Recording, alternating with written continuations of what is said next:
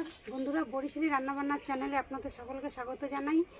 চলে এসেছি আজকে নতুন একটা রেসিপি নিয়ে। এটা করার জন্য কি কি মশলা প্রয়োজন, 500 গ্রাম মাংস, তারপরে নিয়েছি ধনেপাতা আর 7-8টা মতন কাঁচা লঙ্কা, 1 মুঠো ধনেপাতা, পেঁয়াজ কুচি, 2 চামচ রসুন বাটা, 1 চামচ গরম মশলা বাটা, 1.5 চামচ কাজু বাটা, আর নিয়েছি 1.5 চামচ জিরে গুঁড়ো, নিয়েছি ছোট চামচের 6 ভাগের 1 ভাগ।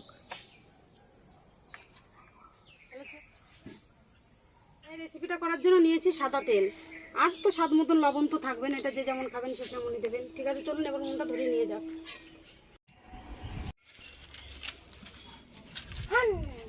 উনুন ধরে গেছে, কড়াইটা বসিয়ে দিলাম।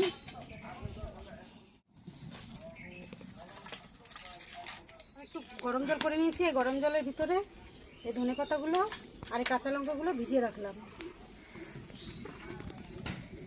উষ্ণ গরম জল, খুব গরম জল না। এই রান্নাটা করার জন্য মূল উপকরণ কিন্তু ধনেপাতা আর এই কাঁচা লঙ্কা। এই ধনেপাতা আর এই কাঁচা লঙ্কা ছাড়া কিন্তু রান্নাটা একদমই করা যাবে না। ঠিক আছে, এবার দিয়ে দেবো তেল,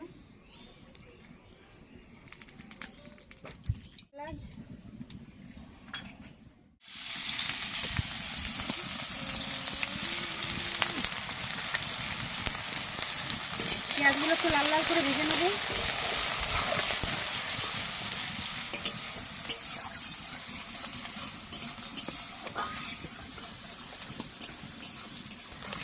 ভেজে নিয়েছি, এবার আমি এক এক করে এর মধ্যে সব মশলাগুলো দিয়ে দেবো। রসুন বাটা,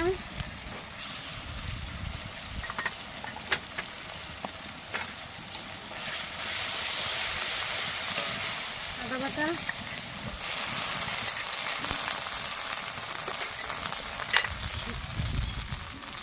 জিরে গুঁড়ো, এটা জিরে বাটা, তুলে বেটে নিয়েছি।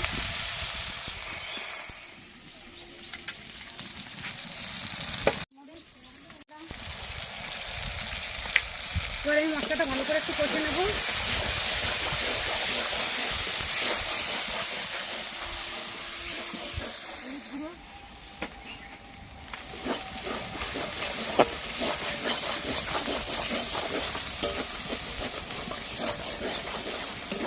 মশলাগুলো কষানো হয়ে গেছে, এবার আমি ধুয়ে রাখা মাংসগুলো দিয়ে দেবো।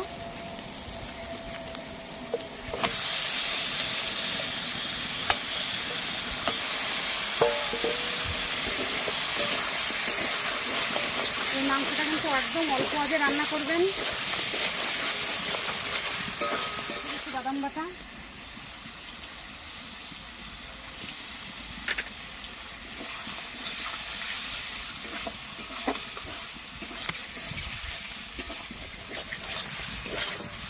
এবার আমি একদম অল্প আঁচে মাংসটা কষে নেবো 10 মিনিটের মতন। একটু চাপা দেবো, এটা চাপা দিয়েই কষতে হবে। গরম জলে ভিজে রেখেছিলাম, এখন আমি তুলে এটা ফ্রিজে ঠান্ডা জলে দেবো।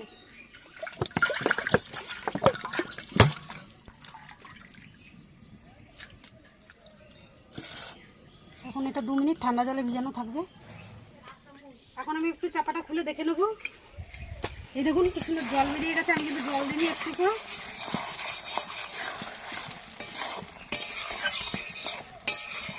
একটু নেড়ে নিলাম, এখন আবার একটু চাপা দিয়ে বেটে নেব। আপনারা মিক্সিতেও করতে পারেন, আমি তো শিলেই বেটে নিলাম, সবই শিলে বাটি।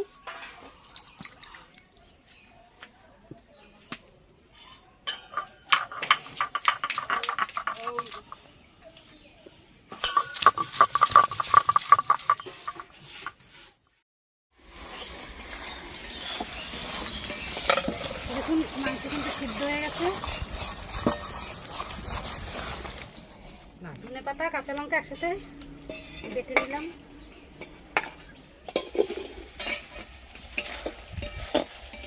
রান্নাটা কিন্তু একদম একদম কম আঁচে রান্নতে হবে।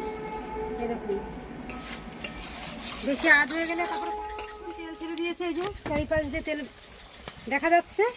এখন আমি দিয়ে দেবো ধনেপাতা।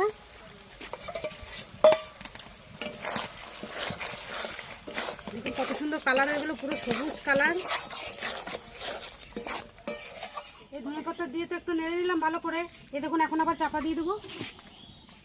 আবার আস্তে আস্তে আসবে, 5 মিনিট ঢাকা থাকবে, তারপরে দেখবো।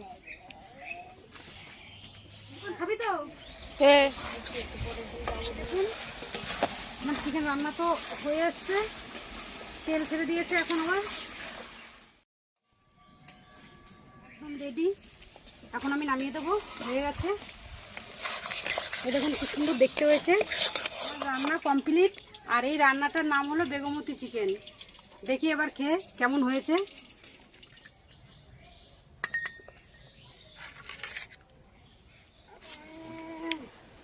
সেই একবার খেলে বারবার খেতে হবে বেগুনি মতো চিকেন।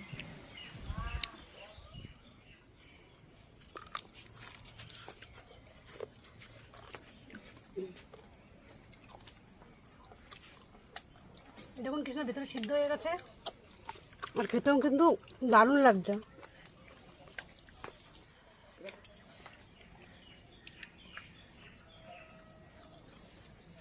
এই যে রান্নাটা করলাম, এটা ভাত, রুটি কিংবা পরোটা আপনারা সবার সঙ্গে খেতে পারবেন। খেতে কিন্তু খুব সুন্দর।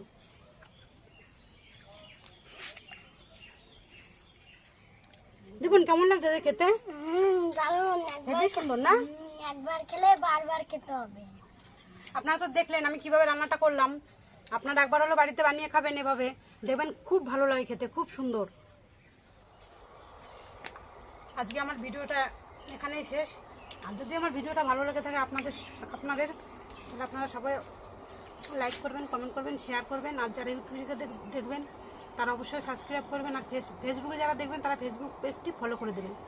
নমস্কার, ভালো থাকবেন, সুস্থ থাকবেন। দেখা হচ্ছে আবার অন্য নতুন একটা ভিডিওর সঙ্গে।